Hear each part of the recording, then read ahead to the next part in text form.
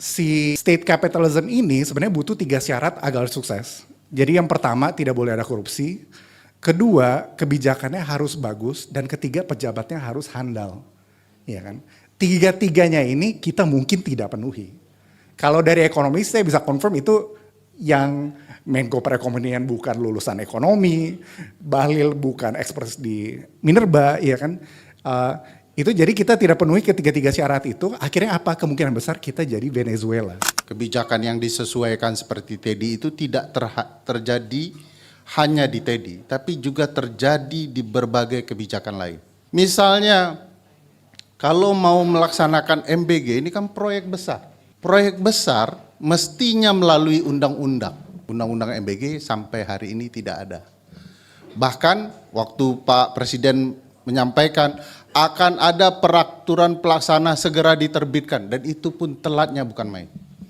Jadi program sudah dijalankan, peraturan baru dibentuk, persis dengan apa yang terjadi dengan Mayor Teddy. Jadi banyak hal-hal yang aneh, yang secara rasional, saintifik tuh harusnya ini nggak dilakukan oleh rezim ini. Makanya kemudian kita berpikir ini memang rezim yang anti intelektual gitu. Yang hanya kita yang bisa, rakyat gitu loh. 98 juga tidak akan terjadi kalau Rai dan teman-teman nggak turun. Nggak akan itu MPR akan menurunkan Soeharto, nggak akan. Iya itu dia, dan itu tekanan, bukan undang-undang itu tekanan, itu demo yang besar seperti di Amerika itu, gitu loh. Jadi menurut saya alternatifnya bukan pada prosedur yang formal impeachment seperti itu tidak akan jalan.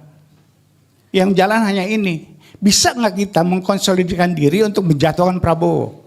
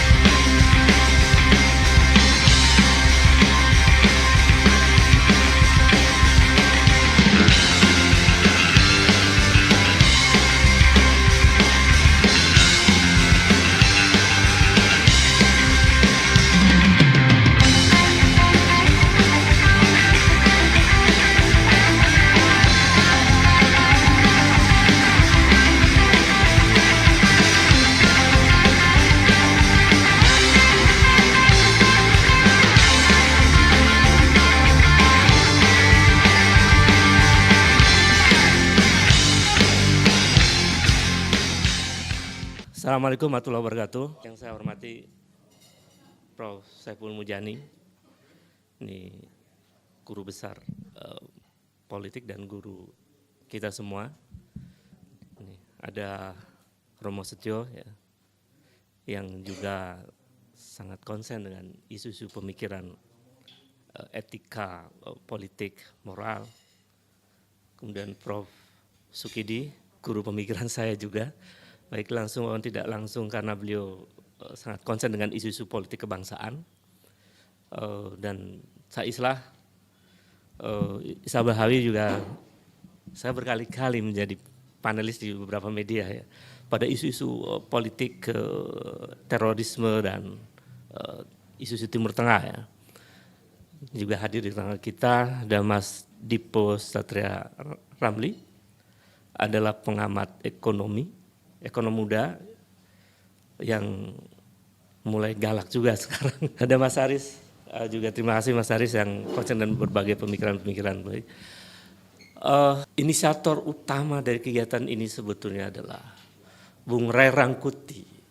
Nah, tepuk tangan buat Bung Ray Rangkuti. Jadi kita diskusi santai waktu itu sambil ngobrol makan. Ini kok presiden kita ini memberikan semacam ancaman gitu ya. Mau saya tertibkan gitu ya.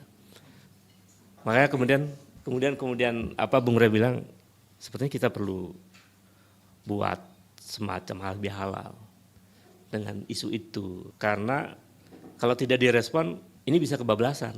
Kan setelah itu kemudian ada penyiraman air keras. Jadi pola patriarki dan patron klan dalam politik kita itu bisa ditafsirkan ngaco oleh bawahannya kan. kata ditertibkan itu ditafsirkan bisa dengan siram air keras. Kata ditertibkan bisa diculik, ya kan? Ngomong nyulik-nyulik jadi ingat masa lalu. Ini ada udah Ferry Amsari juga yang datang jauh-jauh dari Universitas Andalas, ya, Sumatera Barat. Mas Sarif Susanto juga.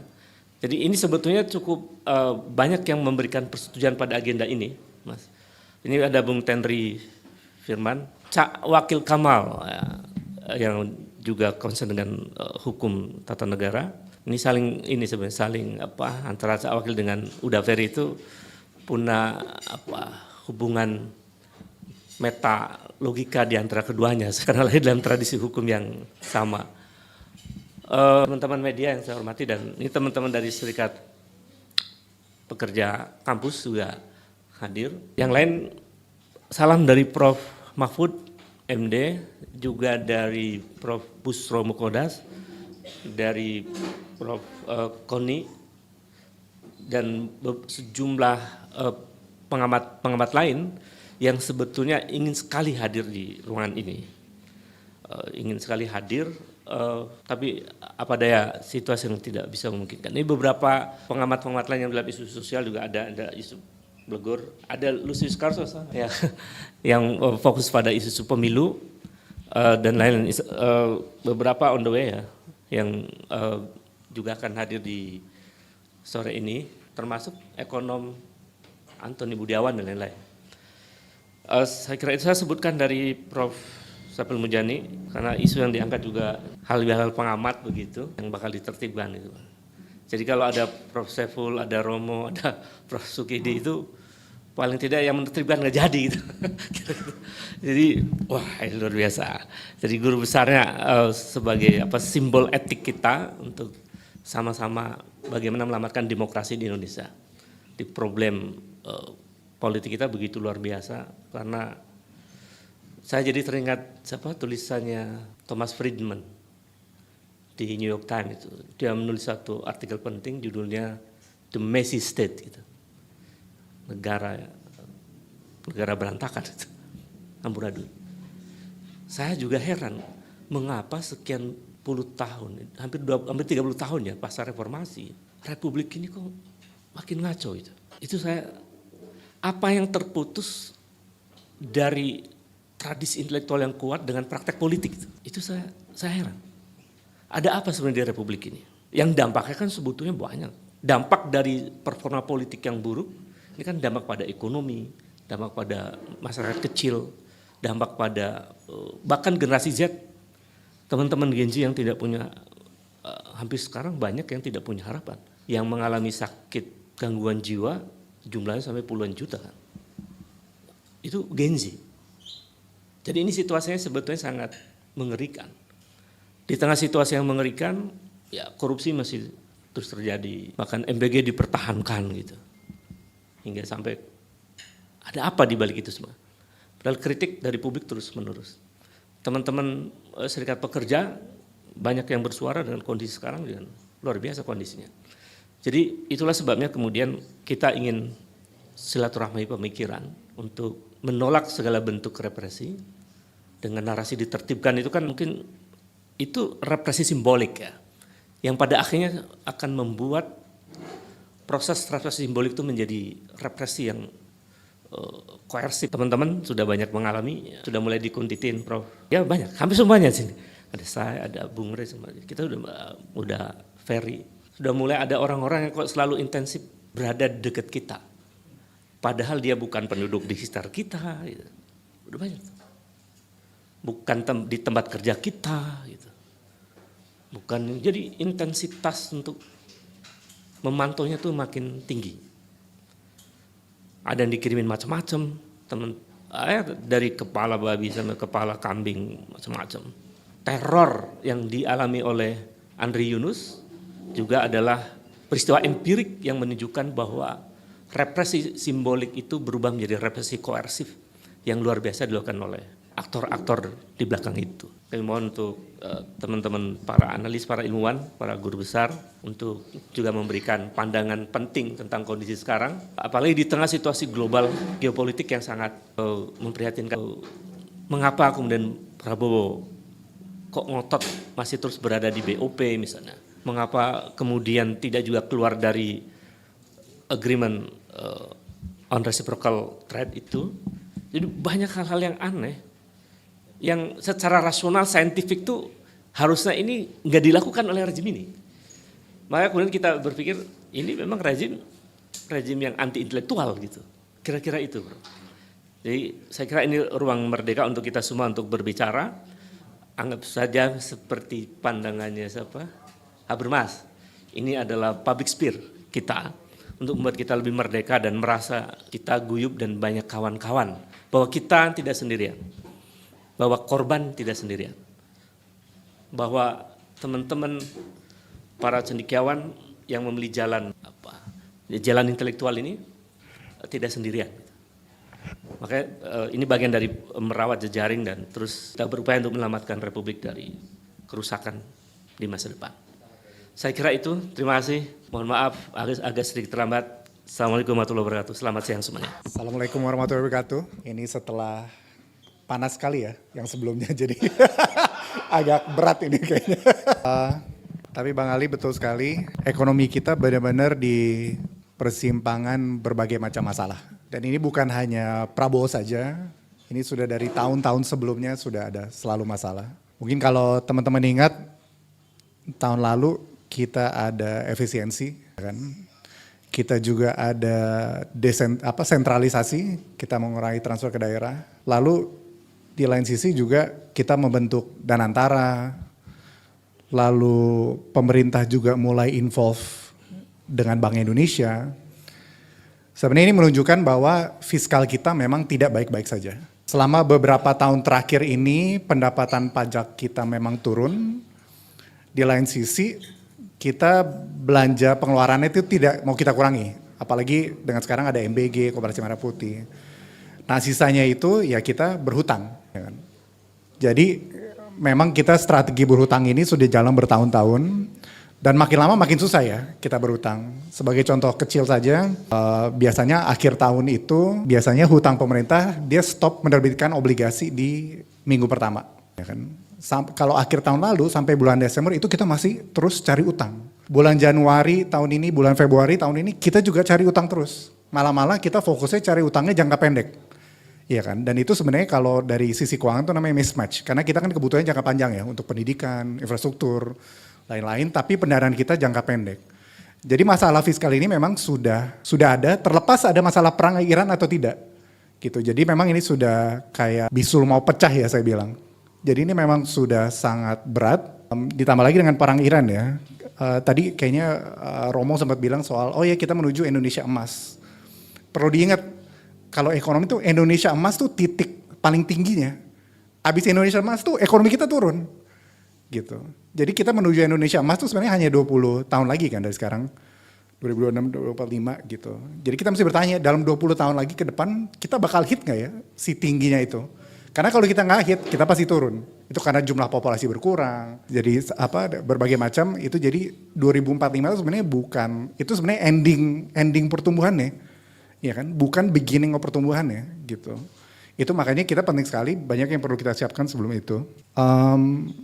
Jadi mungkin terlepas politik ya, saya rasa fondasi kita memang sudah sangat-sangat goyang. Data Bank Dunia tahun lalu itu nyebutin ada 194 juta orang, lebih dari 2/3 penduduk Indonesia itu pendapatannya di bawah Rp50.000 per hari. Ya kan, atau sebesar 1,5 juta. Ya kan, jadi hari ini lebih dari 2/3 orang Indonesia, 194 juta itu hidup di bawah 1,5 juta. Ya kan, itu perumpamannya kayak anggur, gelas anggur ya. Jadi di satu sisi kita banyak sekali orang kaya, tidak ada middle class, kelas menengah, tapi orang miskinnya banyak sekali. Yang orang miskin ini yang 144 juta. Ya kan, ditambah lagi sekarang dengan adanya perang Iran, itu sangat membebani banyak hal ya dari harga energi, inflasi, macam-macam.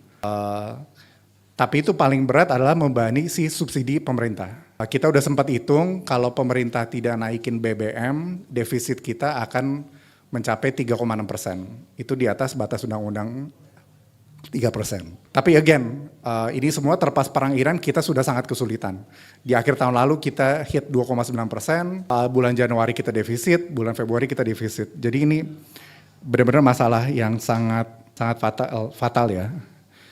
Jadi menurut saya wajar sekali banyak yang mau bersuara, terutama dari ekonom-ekonom itu banyak asosiasi, ada asosiasi Aliansi Ekonomi Indonesia, berbagai macam, karena mereka melihat kita memang lagi menuju krisis, iya kan? Kalau dulu mungkin 98 kita krisis moneter itu kan nilai tukar, inflasi, hal-hal yang kita memang nggak bisa kendaliin, kita tuh nggak bisa kendaliin nilai tukar. Tapi yang resiko paling besar ini adalah potensi memasuki krisis fiskal. Kalau fiskal itu tuh cuman keuangan negara aja. Tadi yang pendapatan pajak sama ini, iya kan. Dan itu kalau kita nggak bisa atur, itu kita lebih sulit lagi dibandingin 98 kalau kita masuk ke cycle itu. Kalau 98 kita kan moneter kan, kita masih itu di luar kita. Ini gara-gara kita, ya kan. Kita krisis fiskal gara-gara kita nggak bisa ngatur keuangan pemerintah ini. Karena ugal-ugalan pengeluaran, pendapatan kita terbatas gitu. Dan kenapa menurut saya ini jadi pengamat itu tetap, terutama ekonomi ya, kalau saya jujur aja. Karena saat ini pemerintah ini mungkin Pak Prabowo, ya dia sama dayang-dayangnya di ABS-in aja gitu kan, asal Bapak senang gitu. Iya kan, sebagai contoh dia ke Jepang nih. Dia ke Jepang, dia bilang, wah kita dapat investasi 380 triliun. Tapi sebenarnya dari 380 triliun itu, 95% itu sebenarnya project Masela. Impact itu dari project 10-15 tahun lalu. Ya kan yang kita dapat itu cuma 40 triliun. Jadi selalu dibohongi angka-angka ini ya. Dan ada banyak sekali angka, aduh saya mah gak ada habisnya kalau ngomongin angka yang dipertanyakan ya. Justru di saat-saat ini kita benar-benar memerlukan cross and check balance dari ekonomi pihak ketiga. Gitu. Mungkin yang terakhir saya mau mention adalah soal ekonomi Prabowo ini ekonomi apa sih? Ya kan gaya sentralisasi ini nih apa sih ekonominya, konsepnya? Dia kalau pidato kan ekonomi Pancasila. Cuma apa sih? Apa nih ekonomi Pancasila itu apa sih? Ya kan? Dan sebenarnya singkatnya yang dijalankan Prabowo ini adalah state capitalism atau kapitalisme negara. Ya kan? Kapitalisme negara itu ada contoh yang sukses, ya kan? Itu sebenarnya mungkin Cina, kalau kita lihat, ya kan? Tapi juga sebenarnya Jepang dan Korea mereka juga state capitalism.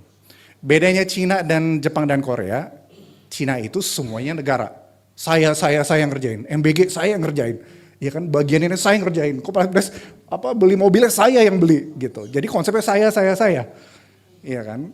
Konsepnya jadi dia benar-benar pemerintah yang menjalankan semua. Kalau yang Jepang dan Korea itu dia swasta itu tetap berperan. Ya kan. Jadi kalau misalnya ada MBG-nya ajak UMKM-nya involve. Ya kan. Sedangkan kalau sekarang kan modelnya saya. Dan itu sudah banyak sekali di mana pemerintah itu tidak punya skill. Jadi contoh kecil aja misalnya di MBG ya. Di MBG salah satu yang mereka tadinya SPPG itu bisa beli kedelai langsung dari pemain. Ya kan? Tetapi di awal Januari, stop. Dia harus beli hanya dari ada subsidi anak perusahaannya Food ID. Ya kan?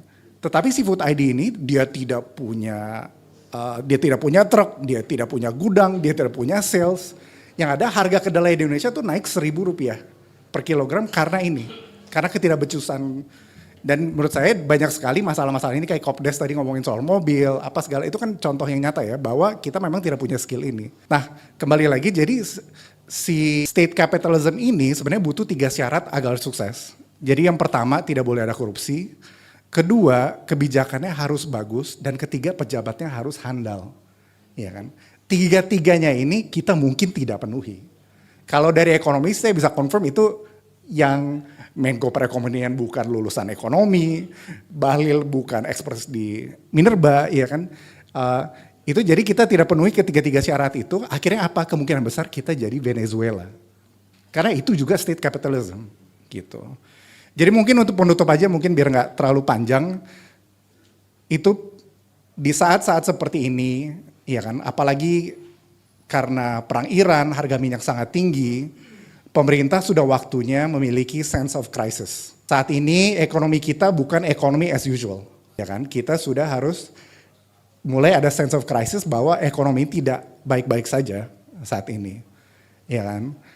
Kalau misalnya perusahaan tidak perform, biasanya sih manajemennya diganti. Ya kan? Jadi harapannya, ya kan, paling tidak minimal kita harus ada reformasi ekonomi ya. Karena mungkin 98 kita ada reformasi politik, tetapi secara ekonomi kita benar-benar mencapai sana. Gitu. Mungkin sekian aja Mas Alif, terima kasih. Assalamualaikum warahmatullahi wabarakatuh. Profesor, Romo, para senior banyak nih yang nggak sebut satu. Sebenarnya paceklik ketatanegaraan itu sudah terbaca jauh hari. Persis seperti mimpi seorang raja di era Nabi Yusuf. Maksudnya raja itu bermimpi akan terjadi paceklik luar biasa dan mimpi itu sudah ditafsir oleh Nabi Yusuf dengan baik. Ya kurang lebih paceklik ketatanegaraan ini sudah ditafsir oleh banyak pakar hukum tata negara juga bakal terjadi. Alasannya sederhana tafsir mimpi itu. Pemilu yang diselenggarakan dengan penuh kecurangan akan menghasilkan ketatanegaraan dengan penuh kecurangan. Bahkan di hari pertama Presiden Prabowo, Presiden sudah mengabaikan konstitusi dan undang-undang. Coba bayangkan hari pertama. Dengan melantik, mau bilang kekasih hati nggak tepat kayaknya. Melantik staf pribadi beliau sebagai pintu utama di istana. West Wing-nya istana. Yaitu waktu itu pangkatnya masih Mayor Teddy. Kenapa hari pertama sudah melanggar? Karena jelas di konstitusi tugas militer itu cuma satu, urusan pertahanan. Kalau mau urusan lain berhenti dulu. Undang-undang TNI eksplisit menyebutkan jabatan apa saja yang mungkin dipegang oleh TNI aktif, tapi itu diabaikan. Bahkan untuk melegalisasi kesalahan ini, undang-undang TNI-nya yang diubah. Jadi untuk menyesuaikan yang tidak sesuai, sesuaikan dulu itu barang. Jadi ini hari pertama. Ada perspektif kenapa kemudian paceklik ketatanegaraan ini terjadi. Faktornya ada 3, Mas Islah. Pertama Prabowo, kedua Prabowo, dan ketiga Prabowo. Prabowo tidak mengetahui tugas-tugas ketatanegaraan seorang presiden. Nggak tahu dia. Itu bisa terlihat dari berbagai kebijakan yang ada. Kebijakan yang disesuaikan seperti TEDI itu tidak terjadi hanya di TEDI, tapi juga terjadi di berbagai kebijakan lain. Misalnya, kalau mau melaksanakan MBG, ini kan proyek besar. Proyek besar mestinya melalui undang-undang. Undang-undang MBG sampai hari ini tidak ada. Bahkan waktu Pak Presiden menyampaikan akan ada peraturan pelaksana segera diterbitkan, dan itu pun telatnya bukan main. Jadi program sudah dijalankan, peraturan baru dibentuk. Persis dengan apa yang terjadi dengan Mayor Teddy. Jadi Letnan Kolonel sekarang. Persis. Semua hal. Kalau ada masalah keuangan, potong sana sini tanpa perlu pertimbangan. TKD dihilangkan. Ya. Bahkan lebih konyol lagi, Prabowo pertama ini, ketika dibutuhkan anggaran untuk petugas SPPG, yang dilakukan adalah pecat sebagian besar P3K. Ini pegawai kota obat istilah saya. Sudah penuh penderitaan mereka.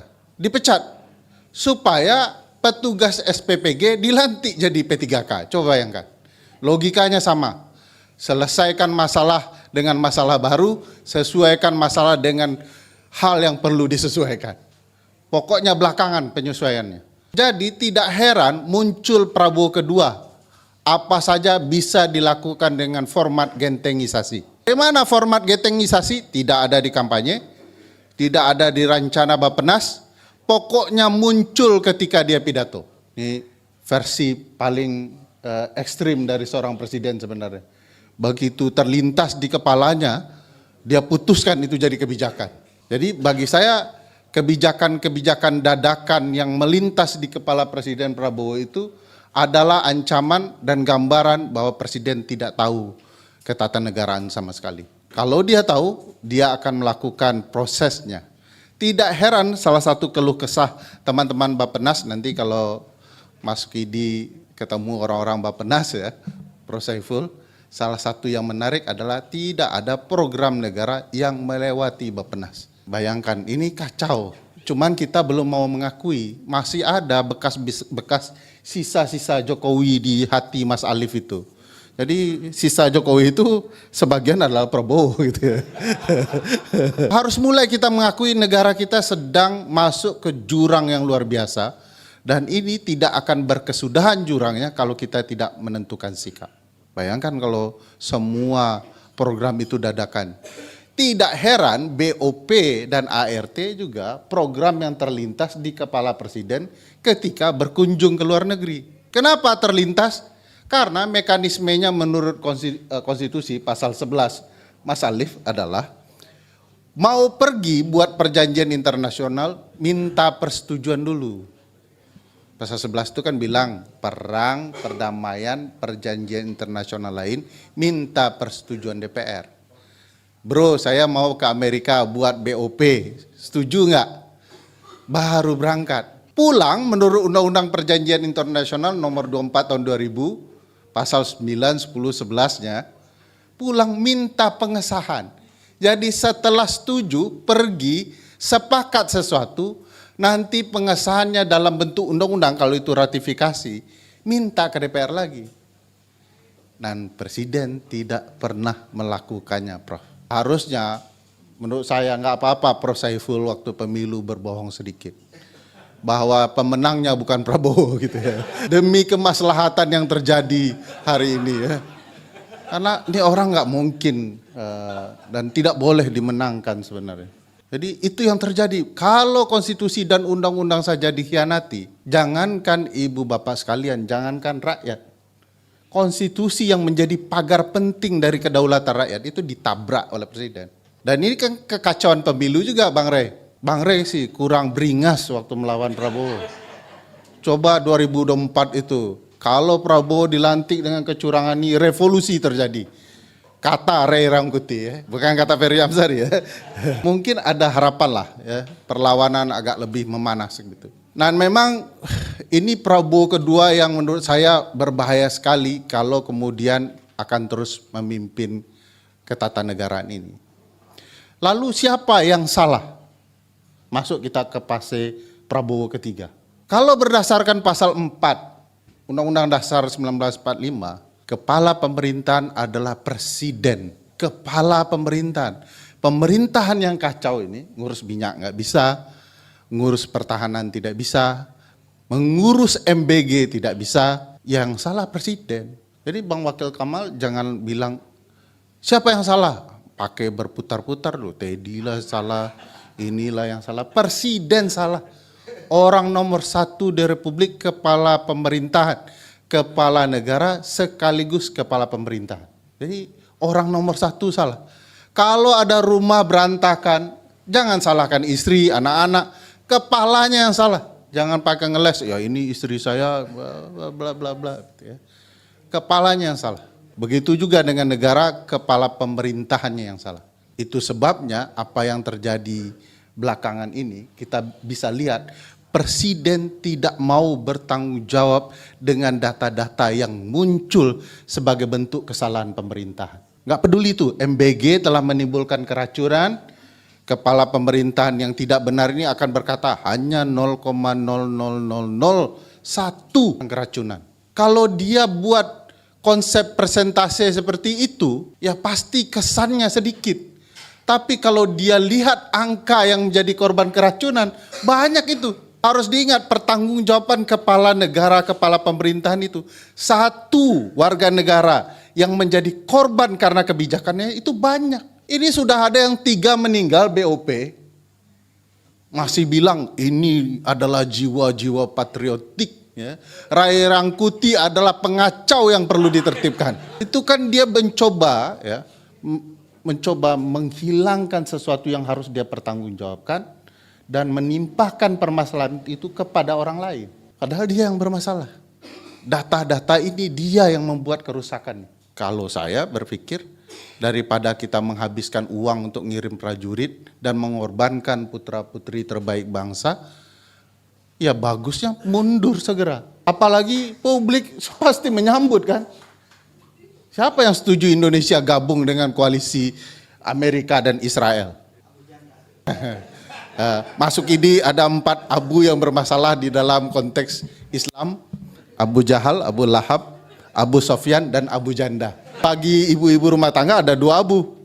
Abu Janda dan Abu Gosok, itu masalah. Ini problematika menurut saya yang harusnya dipertanggungjawabkan oleh Presiden Prabowo yang nomor 3 ini. Jangan dia kamuflasekan data kepada publik. Kemarin saya mendengar ceramah teman-teman ekonomi, Mas Dipo, yang menarik adalah soal impor beras. Impor beras itu data palsu soal swasembada pangan kaitannya. Tidak mungkin Indonesia swasembada pangan. Kalaupun katanya kita berprasangka baik Indonesia swasembada pangan, pemerintah harus jawab data dulu. Kenapa dari tahun 2004 sampai 2005 kita masih impor beras 5,4 juta ton, tiba-tiba di 2026 jadi 0. Jawab dulu data itu. Kalaupun kita masih berprasangka baik kepada Presiden Prabowo pilihan Mas Islah, kita harus counter dengan data.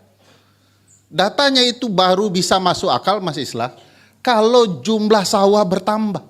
Kata teman-teman ekonomi, fakta datanya mengatakan jumlah sawah di Indonesia tidak bertambah, malah makin berkurang. Oh, ini karena ada teknologi penanaman sawah yang lebih canggih. Pertanyaan besarnya, kampung mana di Indonesia yang nanam sawah lebih canggih dari Jepang? Kita mau tahu itu. Tidak ada data itu. Presiden sedang membohongi publik secara terang-terangan. Lalu kemudian mencari kesalahan. Yang lebih menarik, Prof. Saiful, Presiden menyalahkan orang, tidak menyalahkan orang-orang seperti Cak Islah ini saja. Tapi sampai Nabi Musa. Dalam pidatonya berturut-turut saya tulis di majalah Tempo, Presiden selalu mengatakan bahwa kendala soal bencana dan lain-lain itu harusnya publik bersabar. Karena dia tidak punya tongkat Nabi Musa. 3 kali berturut-turut dia. Kalau dihitung yang lama-lama, itu banyak sekali soal tongkat Nabi Musa itu. Padahal dia punya, Romo, tongkat komando. Tapi dia tidak pakai. Contoh tidak dipakainya tongkat komando adalah ketika kasus Andri Yunus, komando itu tidak muncul. Kalau tidak ditanya Najwa Shihab, nggak ada itu perkataan ini teror. Presiden yang baik dalam menghadapi kekacauan seperti ini harusnya langsung pidato. Ini sampai hari ini tidak ada ucapan duka bela sungkawa dari Presiden. Dia bertanggung jawab terhadap apa yang terjadi. Ketiga, dia ingin semua terbongkar dan memastikan daulat sipil di atas kekuasaan militer. Nggak ada, satu pun tidak ada. Saya agak takut bilang satu pun tidak ada begini kayak OC itu ya. Dulu Mas BW bilang ini bukan OC Ferry, ini 3 masalah, 3 solusi katanya. Mas BW itu salah pun saya pikir ucapannya terasa benar ya. Itulah ciri-ciri orang presiden. Salah, tapi orang meyakini apa yang harus dia perjuangkan. Karena yang muncul itu hati. Jadi presiden itu pasti dan pasti bisa salah. Tapi presiden itu kan the power to persuade, kata Newstad ya gitu ya. Kekuasaan untuk membujuk rayu, meyakinkan orang banyak. Dia bisa saja salah, tapi orang yakin dia punya niat baik untuk memperjuangkan. Masalahnya presiden sudah tahu salah, mau menyatakan kesalahan itu adalah masalah orang lain. Nah ini yang terjadi yang kemudian membuat Prabowo adalah masalah Republik ini. Jadi masuk ke poin Almas ya, karena 3 masalah Prabowo ini dan masalah itu di dia semua gitu ya. Bagaimana kalau ternyata dia terdampak ketentuan pasal 8 Undang-Undang Dasar 1945? Mohon maaf tadi siapa yang Cak Islah. Impeachment bukan kudeta. Kudeta mungkin bisa jadi masalah. Impeachment itu konstitusional, ada di Undang-Undang Dasar. Ketika kita bicara kepada presiden impeachment, tidak bermakna kita melakukan pelanggaran konstitusi. Itu sah secara Undang-Undang Dasar. Setiap presiden bisa diteriaki, di-impeach. Boleh dan bisa. Karena ada di undang-undang. Di Undang-Undang Dasar dan Undang-Undang Pemilu. Syarat impeachment. Nah, pertanyaan besar kemudian adalah kalau presiden ini di-impeach, tentu yang pasti naik wakilnya secara konstitusional pasti dan pasti harus wakilnya naik. Tapi saya kasih solusi. Impeachment boleh kok presiden dan atau wakil presiden. Boleh salah satunya, boleh kedua-duanya. Masalah wakil presiden kita, jangankan sebelum pelantikan, sebelum bekerja seperti Prabowo, sebelum dia bekerja dia sudah melanggar konstitusi. Kesalahan politisi kita adalah mereka tidak memberhentikan Gibran sedari awal karena mereka masih percaya ada perbaikan. Ini sudah 1,5 tahun, kepercayaan semacam apa yang kemudian setelah rusak begini, masih juga yakin pemerintah ini bisa membawa Republik ke arah yang lebih baik. Nah, bagi saya ini waktunya untuk bicara impeachment kedua-duanya. Dan itu bukan sesuatu yang melanggar konstitusi. Terakhir, karena Mas Alif sudah bergerak-gerak ya, ini kapan mundur nih makin berbahaya. Saya titipkan yang berbahaya setelah pembicara setelah saya ya. Jadi yang tadi sebelum-sebelumnya aman tuh. Saya pikir sederhana, permasalahan Republik ini ada di kaum cendekia yang tidak kompak. Di masyarakat sipil yang abai. Kita ini bicara dan menjelaskan permasalahan Republik ini dengan pemerintahannya sudah hampir khatam gitu. Tapi kekompakan ini yang tidak muncul. Di Amerika kemarin, menghadapi satu orang Donald Trump, turun sekitar 8 juta orang. Sekarang para pengamat, akademisi, teman-teman NGO dianggap sebagai perusuh, katakanlah begitu ya. Pengamat yang kemudian tidak senang kata Prabowo. Kan Prabowo selalu begitu ya, nuduh ante-ante asing gitu ya. Padahal dia setiap 2 kali dalam sebulan Prof ke luar negeri. Bro. Tapi yang dituduh kita. Nah ini kekompakan yang perlu dibangun yang menurut saya harus mulai dan harus dilakukan lebih serius dari hari ini. Saya pikir orang-orang baik seperti Mas Sukidi, Prof Saiful, Romo, kalau Cak Islah orang lapangan nih. Perang beliau yang mimpin. Orang-orang baik semacam itu tadi harus mulai turun gunung, mendekati tokoh-tokoh lain untuk memastikan kita tidak bisa duduk diam dan harus melakukan pergerakan. Lalu tokoh-tokoh pemberontak seperti Lucius Carus, Rai Rangkuti harus mulai turun bergerilya untuk memastikan anak-anak muda turun gunung untuk melakukan sesuatu perubahan. Kalau tidak, kita akan sampai kepada Republik pokoknya. Ada anggarannya, pokoknya ada. Ada solusinya, pokoknya ada. Dengan bibir yang agak dikencongkan sedikit. Republik pokoknya ada ini tidak boleh ada sebab republik yang diminta adalah republik konstitusional. Sekian, makasih. Assalamualaikum. Assalamualaikum warahmatullahi wabarakatuh. Wah ini saya nggak boleh mendinginkan sesuatu ini. Nah itu tantangannya. Jadi agak berat nih Fer. Ya. Itu kesimpulan Anda udah sangat bagus. Jadi membuatnya lebih bertenaga gimana caranya? Tapi saya kembali ke judul, ya, kembali ke judul. Mungkin ada kerisauan di antara kita, di antara teman-teman dengan peristiwa-peristiwa terakhir, pengamat yang mau diracun lah atau apapun namanya. Tapi kok saya nggak merasa itu, nggak merasa takut maksud saya. Seperti Islah tadi. Mungkin karena udah tua, apalagi kalau bukan mati kan, udah tua gitu ya. Tapi mengingatkan kembali bahwa presiden ini betul-betul sudah tidak presidensial. Betul-betul sudah tidak presidensial. Udah nggak punya lagi, tadi udah diuraikan banyak, saya hanya menyimpulkan aja. Nah oleh karena itu jangan berharap kita memberi masukan-masukan untuk dia lebih baik. Dan itu tidak baik juga, cuman untungnya orang ini nggak akan dengar gitu loh.